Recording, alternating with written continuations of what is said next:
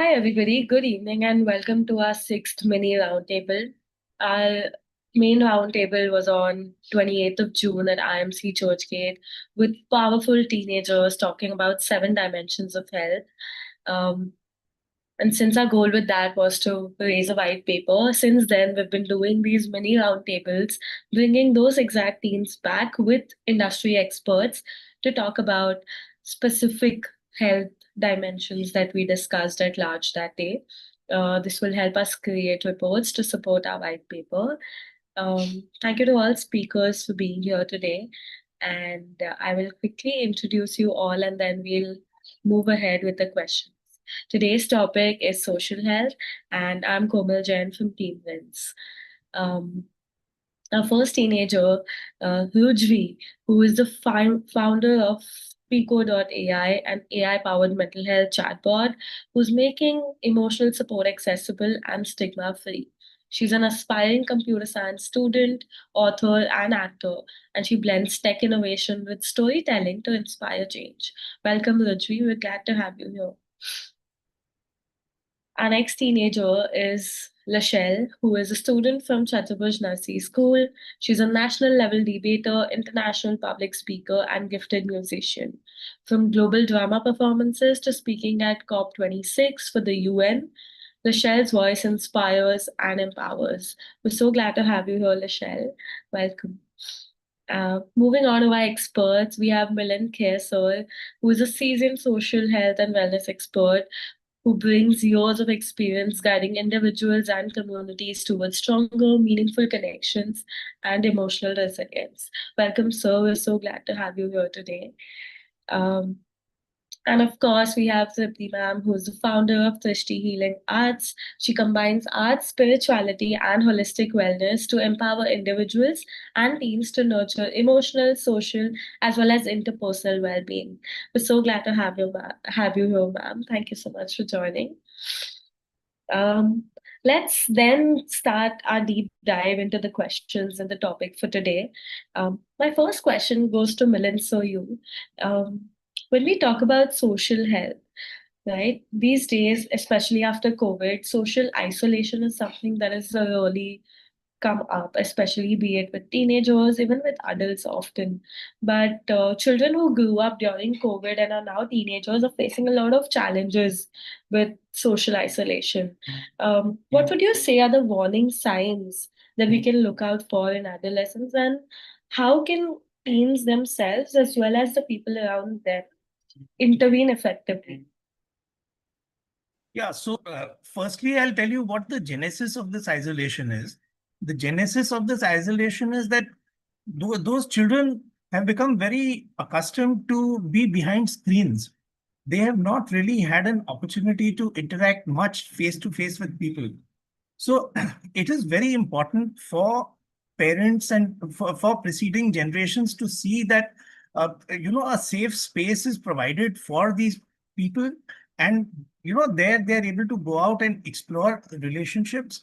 And some of the warning signs you wanted to know are a lot of prolonged periods of silence, then sort of lack of interest in the things that they regularly do.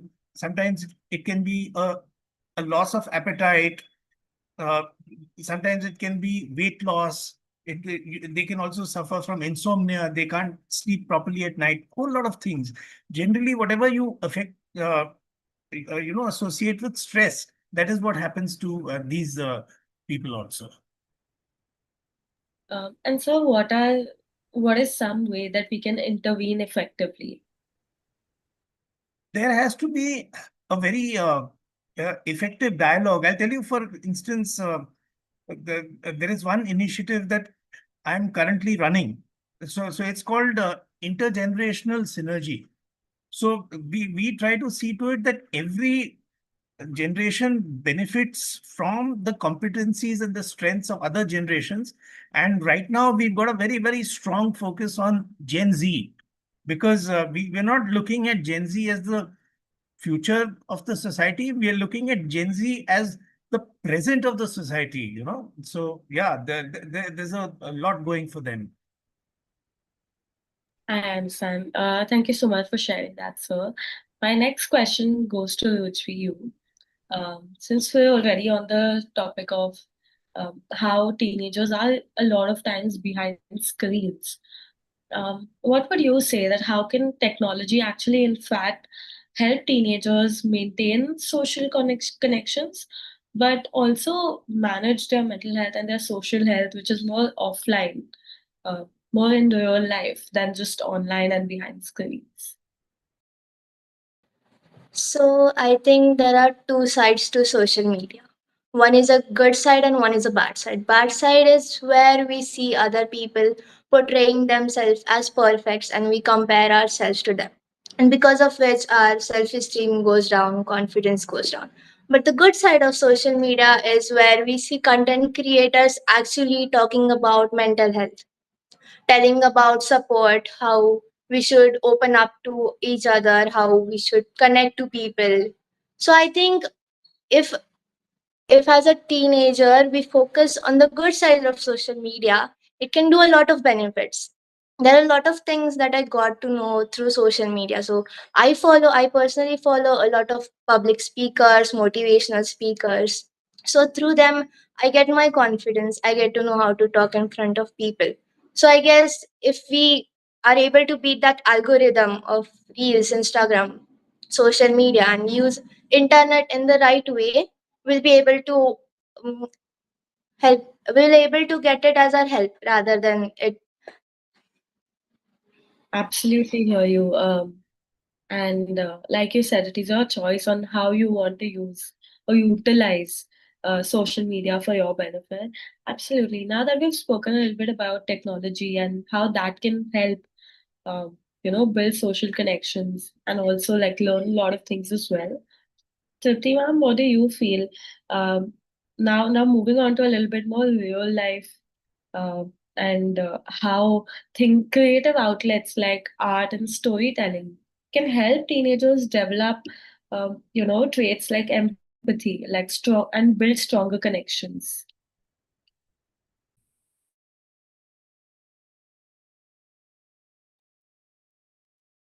When you talk about stronger connections, these days we have a lot of opportunity to do that.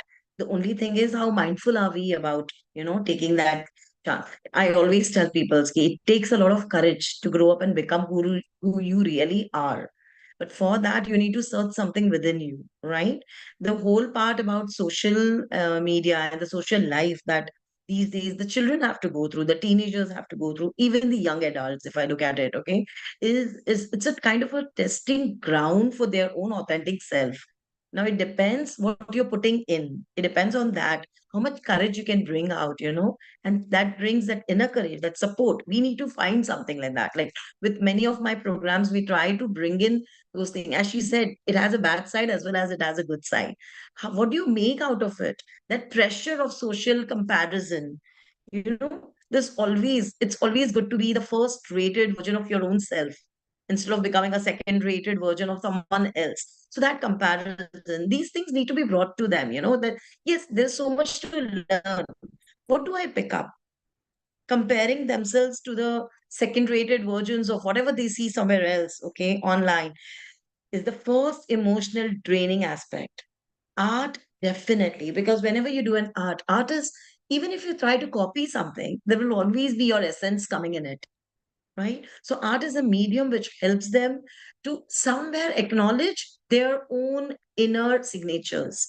They start understanding where they connect, where they disconnect. Yes. So their true power, if they want to connect with their true power, they will have to look into some creative mediums which can bring out their own signatures.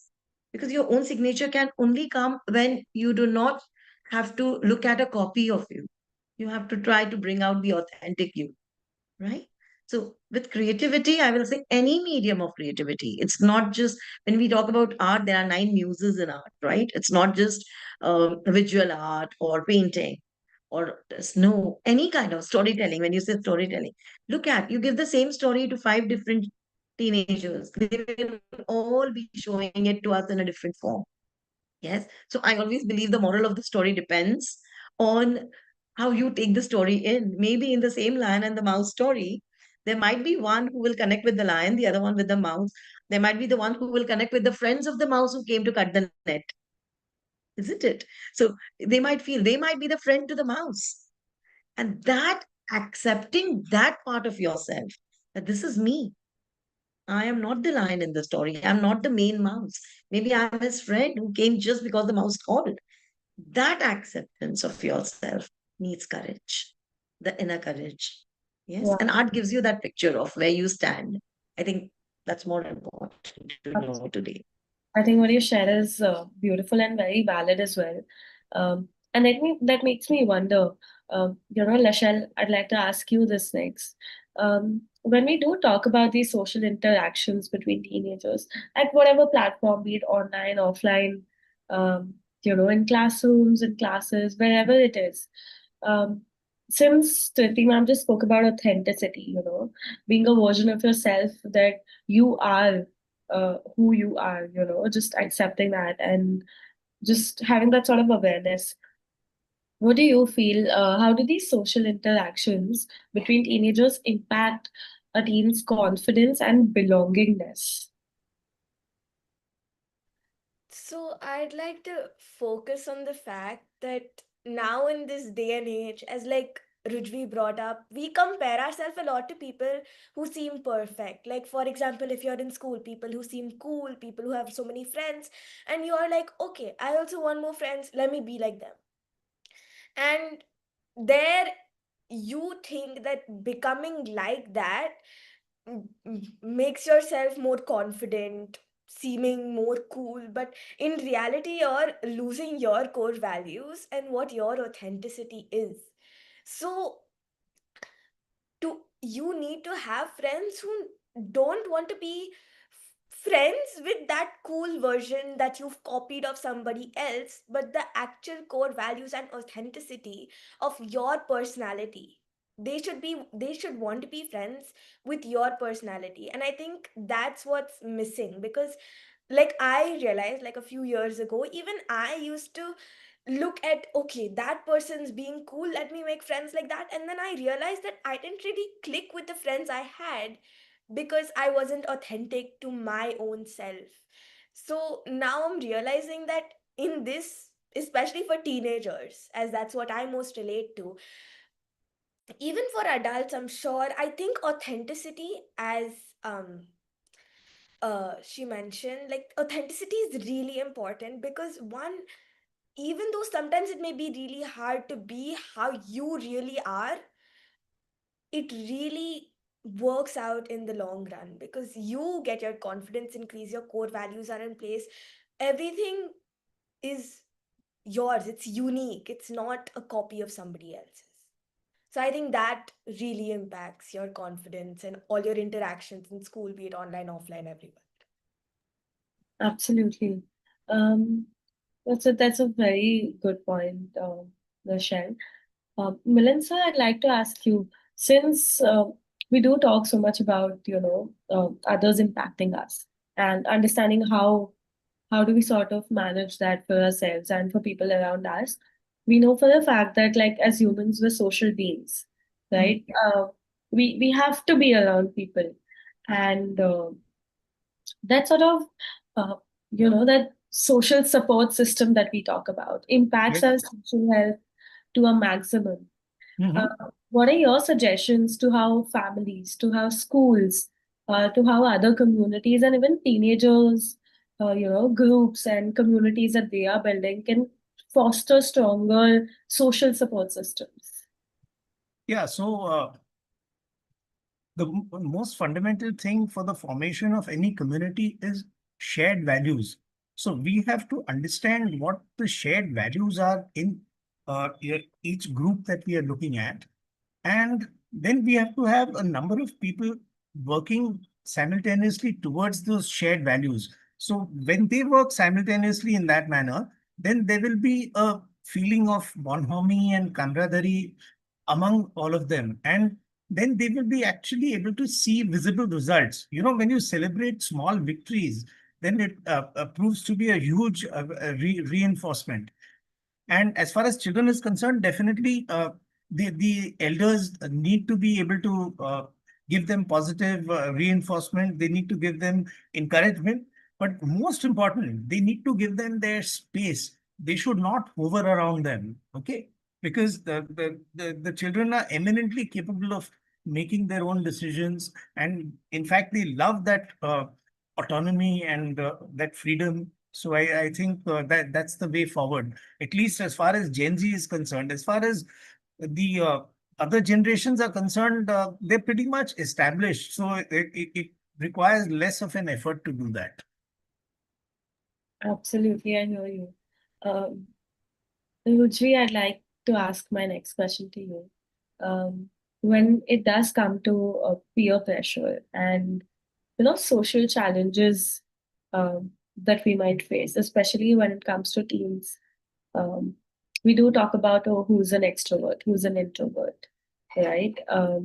And we talk a lot about peer pressure when it comes to schools, classes, colleges, um, and we see that quite often as well. How do you feel? What strategies can teenagers use to navigate peer pressure and these social challenges safely? Okay, so when we talk about peer pressure and social challenges, if you actually find a group of friends that understands you and thinks alike you, there will be no such thing as peer pressure. Even if there is, it will be a good kind of peer pressure. So, since I'm a fresher, I have set my mind to this that no matter what, I will speak my mind. I will be confident about my own opinion about things. And in that way, I will find people who connect with me, who understand me. And that is how we actually make our own circle. We find friends that actually understand us and not a version of ourselves that we may create to be perfect, cool, or the it girl, it boy. In college there is a lot of things like that. So yeah, but in college actually I have seen a lot of people being confident about their opinion.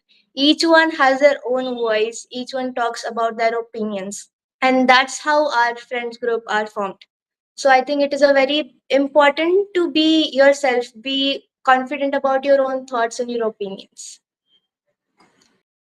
Absolutely. Triti ma'am, I'd like you to add on to that. But in terms of what are some practical tips that teenagers can actually use to build the meaningful relationships that Rajvi is mentioning about, that, finding your people when we say that. Um, there are a lot of times where not all teens might understand that how do we build that sort of meaningful relationship? How do we build that friendship that's more long term and more deeper than just like sharing tiffins or making the reels together?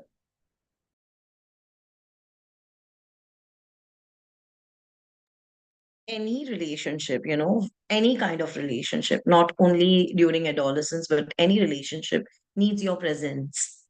The first thing is your grounded, consistent, unconditional presence. So when children learns, teenagers, especially when they are becoming an adult, when they learn that their presence is more important than anything else, that gives them a kind of, you know, emotional security to safely navigate their own social world. It's very volatile, I must say, the whole social world. It helps them to feel safe and secure due to the presence. Nothing else can ever be more than what is required when it comes to presence. One is the presence. Even with adults, when they are even in an adult setup, the only thing that they need from the other person is not always advice, it's just the other person being there. Is that with us also at times? We listen to so many things. We don't want somebody to give us an advice or talk to us or tell us about it. The whole thing about feeling good about being with someone is how present are they at that time with me. So that quality, if they learn how to do that, they will also learn how to receive it also from the others. Yes, so that's one of the most essential thing, as in the most practical one, where you don't have to make too much effort. You just have to make effort of not doing too much but being there. So, you like a friend who keeps listening a lot. We say, I go there, she doesn't say anything, but then I come out feeling very good. That's only because that person is very present in whatever you do. Say. So I think somewhere building up that quality of being completely present, being very grounded when you're doing that, not being distracted and focused, and just being with that person will help the teenagers to understand that in a social setup also, just being there for people around us and asking for their presence also will help them to build better relationships in long run, in any kind. I always say it's not just adolescents, even a parent, for a parent and a child, the child and the parent, even for that it's required. Yes, that's my take on. Absolutely. I think that's a very, very important point. Lachelle, to close the discussion on today, all the points that we've discussed, what is something that you as a teenager would like to share with other teens, with the adults around you, about social engagement when it comes to teens? Because we do talk about healthy relationships, personal boundaries, and like we mentioned before in the conversation as well, that Gen Z likes to speak up. They want to find their own people. Um, so, what is something that you'd like to say about social engagement when it comes to teens? I think first thing, be authentic to yourself. That I find is really important. Secondly, I realized that it's a pattern here that people tend to um, mostly talk um, about being about themselves. They mostly talk about themselves, what they've gotten, what they've achieved, what this, and uh, as Miss Tripti here has said, that presence is really important. So sometimes you just need to be present for what the other person needs to share, but they also need to be present for what you want to share. It's a give and take relationship. Now, that's one really important thing in a healthy relationship, in addition to authenticity. And some, like, as Rujvi also mentioned, being finding the group of people that you want to be with, who don't peer pressure you into doing this and don't influence you into doing that. That's the group of friends you should be with.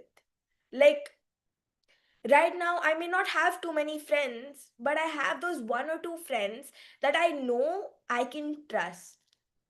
I That's another thing in a very, that's important in a healthy relationship. Trust. It doesn't come fast. Like, it's not like, oh, I say hi to you one day and then the next day, oh my god, I can tell you all the stuff about my life. Like, it doesn't work like that. But like, slowly but surely, as you build up and build up and build up, you form the bond, you form a trust with the person that you click with. That's another thing that's really important. And with teens these days, I've realized that a lot of people do things that they don't want to do. And being like, if a person you have like a friendship with that person, or you're in a relationship with that person, regardless, you should never do something that you don't want to do. And you should always speak up if you're being pressured into it. Now, that's another thing about social health. You shouldn't be building up things. You shouldn't like uh you shouldn't you should always speak up, because you can, if even if you don't want to hurt the other person, if they're hurting you, you can't, like, you need to take care of yourself at some times as well. And another thing I wanted to say is that when you go into social health, loneliness becomes a big concept. Like, if you're feeling lonely, like you don't really have anybody surrounding you, it can affect so many other things. Like, you feel lethargic, you feel like you don't have anything to do in life, your cognitive health gets um imbalanced, emotional health, all of that. But just to eliminate that loneliness, one advice I could give is, don't just go and become friends with the first person you meet, because they may not click with you. They may be toxic to your personality.